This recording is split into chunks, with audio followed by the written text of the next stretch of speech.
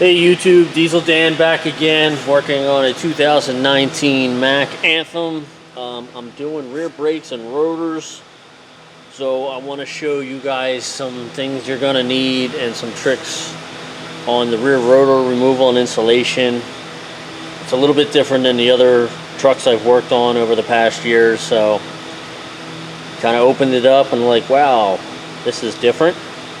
So nothing too crazy.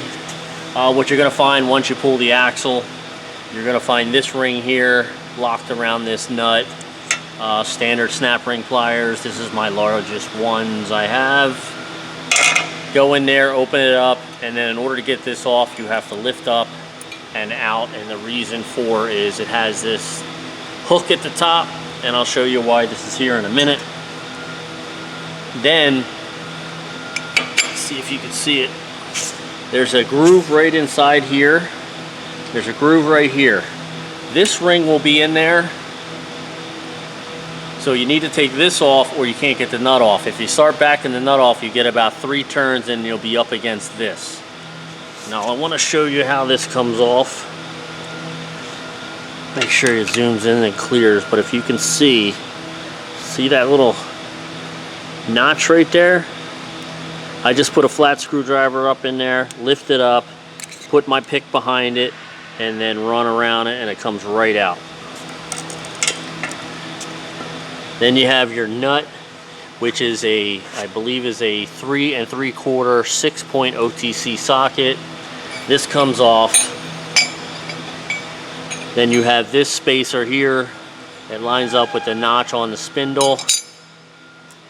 And the reason for this notch here, I believe, you got a couple different locations to mount this to, but I believe this is why it's here, in order just to keep the hub ever from coming off.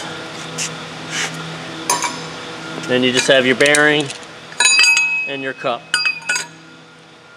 Standard stuff from this point on.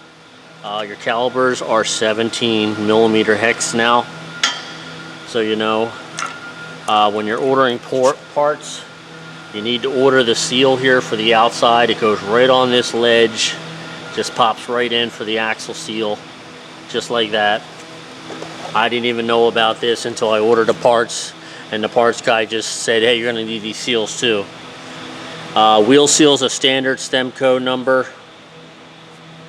Nothing crazy there. Now on to the rotors. I want to show you a couple things you have to do. You have to remove the studs in the back. These are the old studs there, and I'll show you why. I already removed these out. Here's the old rotor with the ABS ring. I just cut the hex bolts because I knew they weren't coming out, and we're not reusing any of this stuff. But if you look right here to here, this is a lot thinner on the old rotor as compared to the new rotor. If you put this on the studs, you'll only get about 3 threads hanging out. So the new rotors come with a new ABS ring. So once you bolt it on, this goes right on like this. Can't really go on any other way. And then there's grooves here where this will slide up underneath. Just walk it around, snap it in, and you're done. This rotor is ready to go for ABS. This will come with everything with the new nuts.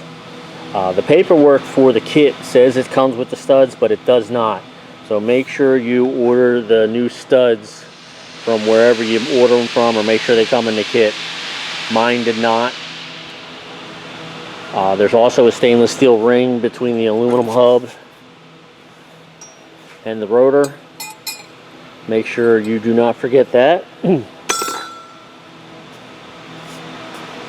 And I'm using my trans jack here because we do not have any standards here. Everything is automatic. So all I did was get a piece of mud flap bracket. Just welded it on, 2 holes, 1 lug nut. Simple, easy, wasn't using it for anything else. I notched the back out here. So this way the rotor sits in there, and then once it's all together, this sits perfectly straight. And it's nice, I can jack it up. I'm not working on the floor, on my knees, so I can work at a decent level.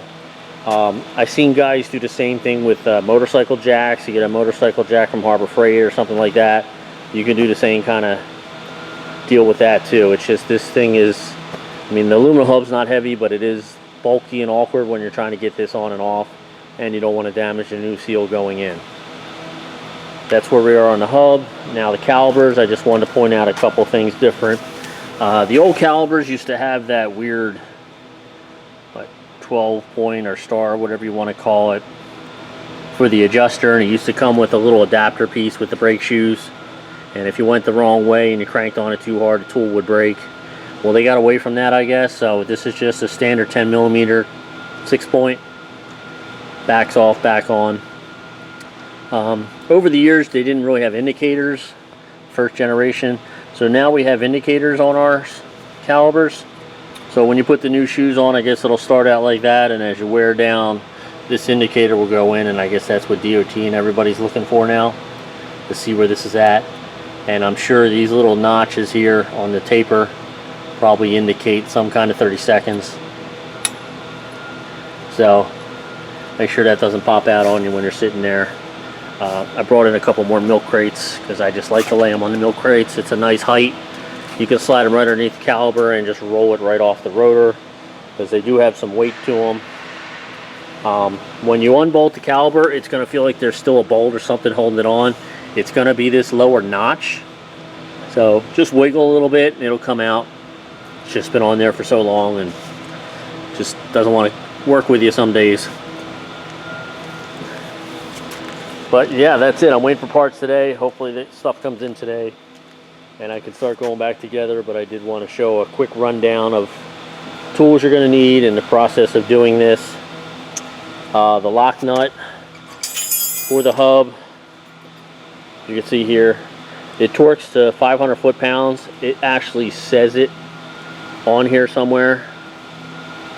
It says red lock ring required. I think it was right there.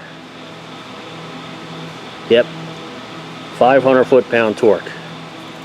So everything's on there. You should have these standard tools, and if you know everything else is to get up to this point, you should already know with the brakes already on the road. And that's where we are with the rotors.